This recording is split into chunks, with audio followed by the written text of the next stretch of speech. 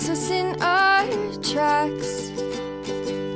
Bravely we prove in our striving, trudging together each day. Where there's a will, there's a way. Good morning, everyone. It's March 31st, last day of the month. We are through March. We should be getting to spring now. Looks like the weather's turning that way. I've lived in Colorado a long time. It's springtime now. We might get a little bit more snow, but it's spring snow, man. Never had spring snow before? So, all right. Morning, everybody. Welcome. If you're here, please say hello. Whether it's during the live watch or the rewatch, say hi. If you like something I say, put up that thumb. Give me a heart. I'm not very good at that because I busted my thumb. So, maybe I say something you don't like. Put up the mad face, or if you would like to add to what I am saying, or maybe I need a little correction, you go for it. That's what the comments are for. Even if you're watching the rewatch, I don't mind. I go back and look at the comments and see how people are doing. So, all right. So let's get on with the daily reflection. Before I get started, I wanted to talk a little bit about different pathways of recovery. All right. There are different pathways of recovery. You guys know that I'm in AA. I love AA. I do. It saved my life.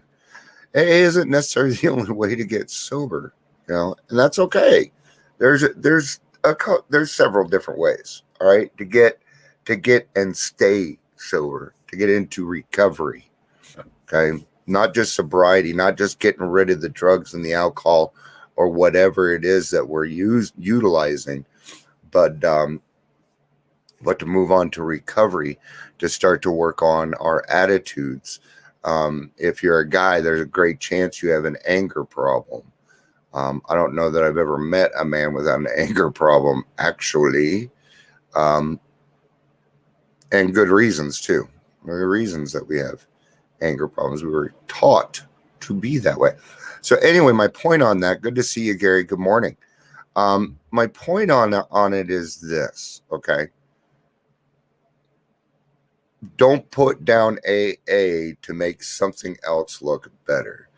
Don't put something else down to make AA look better, okay? The first rule of sales is you never cut down the competition, ever. It makes you look... I'm sorry, but when I hear somebody put down AA, all I hear is resentment. That's all I hear. I love this cup.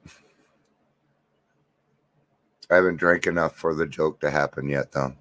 Richard Marx had a cup like this, and I wanted one, so my sister-in-law, Michelle, got me one. There's a little finger on it. There's flipping you off. It's hilarious. Anyway, so yes, utilizing other things to make what you are doing look better. No, doesn't work like that. Okay. And if you do that, a lot of people are just going to be turned off to what you have to say. They are, because if they're searching for something, it isn't going to want to be a negative attitude, is it? No. Even one of my trainers in my recovery coaching class put down AA. Okay. How much respect do you think I had left for that person? Okay. How willing, what do you think I was to continue to listen? Thankfully, I'm a pretty open-minded person. I put it to the side. I figured, he's got his problems. It's got nothing to do with me personally, so I'll just stay away. Here was the thing. I'll stay away from talking about AA. Well, recovery coaching is about all-encompassing. Do you see? Yeah. All right. Let's get on with the daily reflection. I'm going to start with ODAT first. It is not the part that's in the title. My illness is unlike most other illnesses in the denial, in that denial that I am sick is a primary symptom that I am sick. Okay. So we have an illness, they call it. Okay. So the easiest way to put it, it's an illness of sorts. Right. But when you have a cold, you get sniffles, you cough, maybe your tummy hurts, get congested in the head. These are symptoms of a cold. Okay. Now, denial is when it comes to addiction, it is one of the main. Denial is an addiction, by the way. Anger, frustration, happiness can be an addiction. Give you that serotonin. Morning, Jill. Good to see you. Love you, honey. Like such other incurable illnesses, diabetes and arthritis, however, my illness is characterized by relapses in the program called such slips. Okay, so there are people with arthritis and diabetes, and you think they don't have certain kinds of slips? Come on, people. Come on. Think people with arthritis don't try and turn that fucking handle anyway? Sorry. I don't always agree with everything in front of me. Yes, we can have slips here too. But you ever seen, I'm not going to go into it, but I think you guys understand what I'm saying. Let's take a look at this evenly, man. There we are comparing one thing to another to make it look, I don't know. The one thing I know for certain is that I alone can cause myself to slip. Well, I remember at all times that the thought precedes the action while I try to avoid stinking thinking. I am going to also bring something else up here. Okay? I alone can cause myself to slip. I hate to say this, but that's not true either. I get what they're saying. Only, you have to own your feelings and da-da-da-da-da. Oh, no, I've seen people be berated and put down and kicked around so fucking much that they went back to drinking.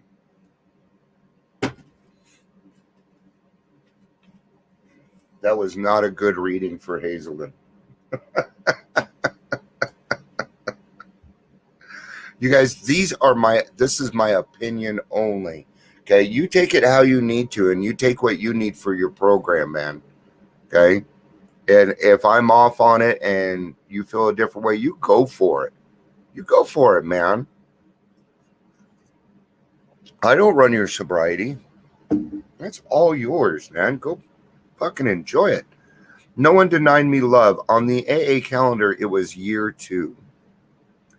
In other words, AA had been around for 2 years. A newcomer appeared at one of these groups. He soon proved that his was a desperate case, and that above all, he wanted to get well.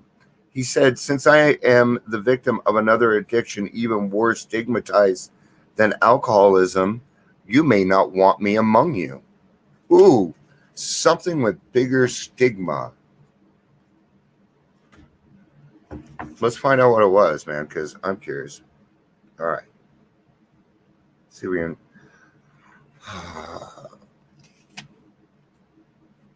Here it is. Okay. On the AA calendar, it was year 2, and that time nothing could be seen but 2 struggling, nameless groups of alcoholics trying to hold their faces up to the light. A newcomer appeared at one of these groups, knocked on the door, and asked to be let in. He talked frankly with the group's oldest member. He soon proved that he was a desperate case and that above all, he wanted to get well. But he asked, "Will you let me join your group? Since I am the victim of another addiction, even worse stigmatized than alcoholism, you may not want me among you, or will you?" There was the dilemma. What should the group do? The oldest member summoned 2 other members and in confidence laid the explosive facts at their laps. "Well, what about it? If we turn the man away, he'll soon die. If we allow him in, only God knows what trouble he'll brew. What shall the answer be, yes or no?" I want to know what was going on. Jerks. They didn't tell us. Stupid anonymity. All right. At first, the elders could look at only the objections. We deal, they said, with alcoholics only. So there's probably drugs. I don't know. It doesn't matter, actually. And the reason that it doesn't matter is because it doesn't matter. You'll find out here. We deal with alcoholics only. Shouldn't we sacrifice this one for the sake of many? So went the discussion with the newcomer's fate hung in the balance. Then one of the three spoke in a different voice. What are we really afraid of, he said. Is our reputation. We're worried about our reputation. We are much more afraid of what people might say than the trouble this strange alcoholic might bring. As we have been talking, 5 short words have been running through my mind. Something keeps repeating to me. What would the master do? Not another word was said. What more indeed could be said? Yes, and that's the way we do groups. I've been in men's groups where women have walked in and we changed the group. I've had closed AA meetings where a normie came in needing some help. We changed the group. Okay? So we are a group of many that suits our needs to the one. It's like the opposite of Spock. Okay? Overjoyed, the newcomer plunged into the 12th step work. So what did you guys see? An honest desire to stop drinking. That's what I saw. And isn't that what tradition 3 is? Overjoyed, the newcomer plunged into the 12th step work. Tirelessly laid AA's message before scores of people. Since this was a very early group, those scores have since multiplied themselves into thousands. Never did he trouble anyone with his other difficulty. AA had taken his first step in the formation of Tradition 3. Not long after the man with the double stigma knocked for admission, AA's other group received its membership, a salesman we shall call Ed. We're not going to get into Ed today. So that's the thing is we love people until they learn how to love themselves. The thing is we go through so much. If you think we're not picking up other things along the way, that's just crazy. I think what probably happened is maybe they had a mental illness or something. I don't know. But it just proved that even people with other mental illnesses can get sober if they have the capacity to be honest. Yes, I'm pointing at me. Let you into the meeting. Dude, you belong in the meeting. I came to you, a wife, mother, woman who had walked out on her husband, children, family. I was a drunk, a pillhead, a nothing. Yet no one denied me love, carrying a sense of belonging. Today, by God's grace and the love of a good sponsor and home group, I can see that through you and Alcoholics Anonymous, I'm a wife, a mother, a grandmother, and a woman. Sober, free of pills, and responsible. Without a higher power I found in the fellowship, my life would be meaningless. I am full of gratitude to be a member of good standing in Alcoholics Anonymous. It's a great way to put it. I'm a member in good standing in Alcoholics Anonymous. Probably depend on what group I went to. Yeah, I know, guys. All right, that's gonna be it for daily reflection today. Finishing up the website today. Tomorrow's opening, grand opening. But we have a lot of neat things coming up. You guys are gonna see. You're gonna notice some changes, and some changes you may not notice for a little while, because that's kind of how we are. But everything that we have, except for our blogging, is now on the website. So every podcast and everything that we do is now on the website. You'll even be able to watch me live from the website. That's what I'm doing today. So it won't require you to have Facebook or YouTube or anything. You just watch it straight from our site. You know, that's it. Good stuff. I know. Not Corona. Oh, sorry, I'm not in public. I do that when I'm in public. If I cough, not Corona. Not it. All right, guys. I love you. Peace out and have a day. I love you guys. Bye.